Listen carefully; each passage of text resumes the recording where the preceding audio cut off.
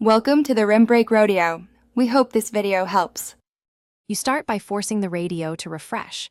Toggle airplane mode for about 10 seconds, then switch it off. Once done, power cycle the phone and the home router or modem if tethering. Make sure the SIM is fully seated and not damaged. Reseat the tray. Then open settings and confirm the phone isn't locked to a different carrier. Manually select your carrier network to see if it registers.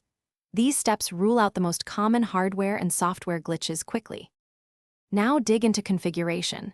Inspect APN and carrier profile settings. Incorrect entries block data, so restore defaults or obtain the correct APN from your carrier. Make sure system and carrier updates are installed. They often contain radio firmware fixes. Clear network-related caches, and, if possible, boot into safe mode to see whether an app causes the issue.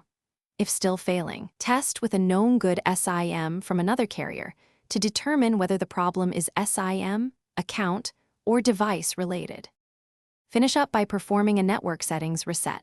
This wipe saved Wi-Fi and Bluetooth pairs, but often repairs stubborn registration problems. If that does not work, contact your carrier with the IMEI, exact timestamps, and any error messages so they can check provisioning and regional outages. As a last resort, consider a factory reset or a professional repair if the radio module is faulty. Troubleshooting tip: keep a log of tests, times, and SMS/call failures.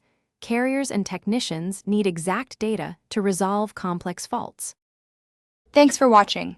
Consider subscribing if we helped you.